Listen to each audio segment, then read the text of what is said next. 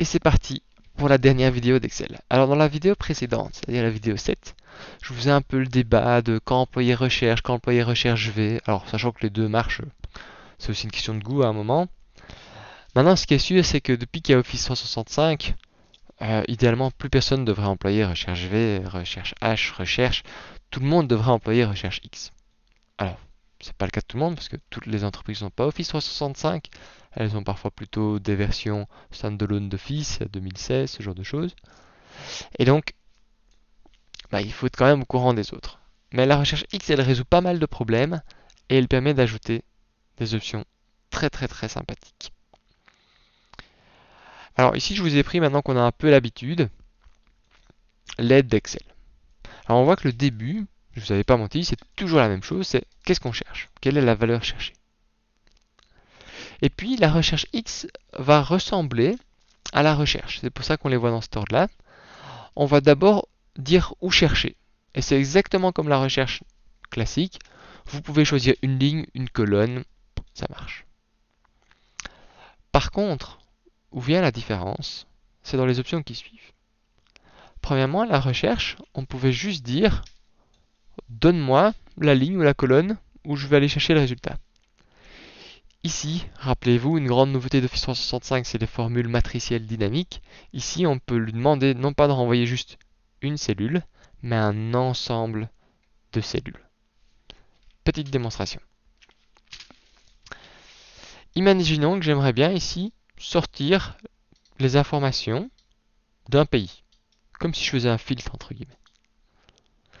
On va rester avec la Belgique, on va être un peu chauvin. Je vais pouvoir donc faire une recherche X, X comme croisé en fait, de la Belgique dans. Et alors là, je peux choisir un tableau comme en recherche verticale. En soi, on peut prendre le réflexe de plutôt se dire, dans cette colonne-là que je vais chercher. Et après, là, plutôt que de dire, je vais juste sélectionner la capitale ou dire la colonne 2, je pourrais demander, et donne-moi les réponses dans tout le reste. Vous voyez, j'ai sélectionné tout un tableau. Qu'est-ce qui se passe? Ça me renvoie Bruxelles, Belge. Ici, on va agrandir ça un petit peu, le 10,9 millions et les 30 500 de superficie et les euros. Alors vous voyez, comme d'habitude, ce qui est un peu... Je suppose qu'ils vont sortir ça à un moment. Il n'y a pas vraiment le format qui vient avec. On n'a pas les belles couleurs jaunes, on n'a pas le beau kilomètre carré ici, on n'a pas habitants ici. Mais voilà, ça m'a permis d'avoir plusieurs informations d'un coup. Et je peux vraiment choisir celle que je décide d'afficher. C'est une des premières différences. Et vous vous souvenez quand je disais, voilà, si on veut la capitale, le nom des habitants, il faut faire plusieurs formules et réfléchir comment les tirer. Mais ici, j'en ai juste une. Elle est matricielle. C'est celle-ci. Ça, c'est la première grosse nouveauté. Ce qu'on peut envoyer, c'est peut d'une seule comme de plusieurs lignes ou colonnes. C'est une formule qui marche évidemment verticalement, mais aussi horizontalement. Si vous vous rappelez, quand j'avais tapé Zola tantôt, on avait cherché un pays qui n'existait pas, on est arrivé à la fin, ça avait renvoyé les informations par rapport à la Suède. La recherche X, la logique est dans l'autre sens, et donc par défaut, l'option par défaut, c'est vraiment s'il n'y a pas une correspondance, je plante. Ici, j'ai une erreur NA non assignée, j'ai pas trouvé Zola là-dedans. Alors que les autres recherches, rappelez-vous ici, quand je tapais Zola, il n'y avait pas d'erreur. Ça, il faut en être conscient. Dans les deux cas, on peut changer cette option avec les modes de correspondance. Ici, on a directement dans la recherche X, c'est l'argument suivant. Qu'est-ce qu'on veut afficher si c'est non trouvé? C'est quand même un peu plus sympa. Ici, je vais écrire le texte pays non trouvé qu'une erreur.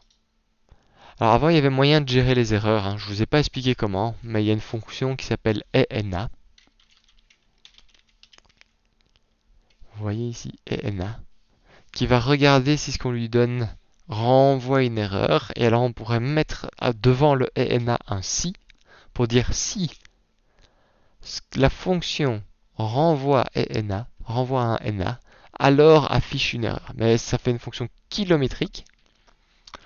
Alors qu'ici, c'est inclus avec la recherche X. C'est mon argument suivant. Si c'est non trouvé, voici ce que je fais. Et donc, vous voyez que la recherche X, c'est pratique à employer parce que je peux sélectionner juste ce que je veux ma recherche là, mes résultats là. Je peux le faire pour plusieurs informations d'un coup.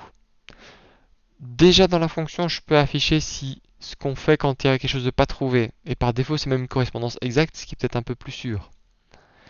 Et je peux même choisir différents modes de correspondance. Vous vous souvenez, la correspondance exacte par défaut, voilà. Je pourrais aussi demander de dire arrête-toi à l'élément juste avant ou arrête-toi à l'élément juste après, par exemple. Et ainsi de suite, et ainsi de suite.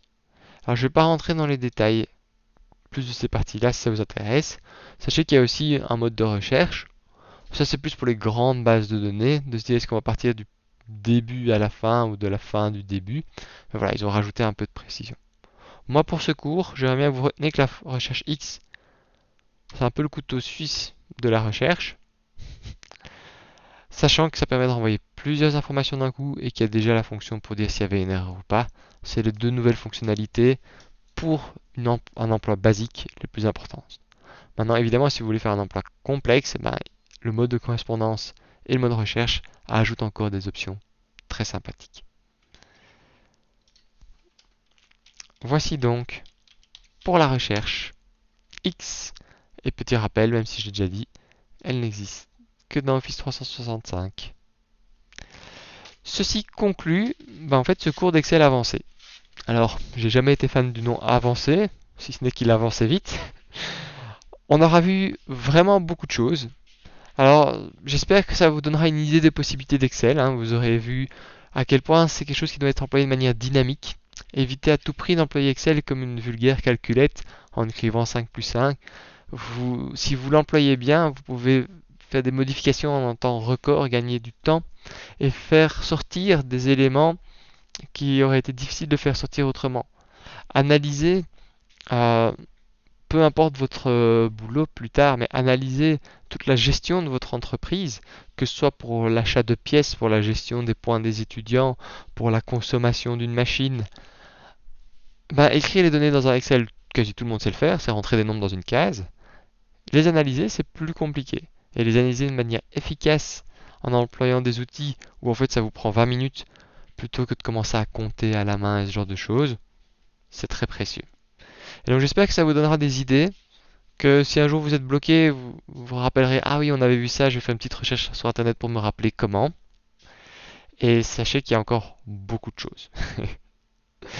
Maintenant, pour retenir, pour progresser, il reste à mettre tout ça en pratique. C'est pour ça qu'il y a le travail sur les données du coronavirus et aussi les TP.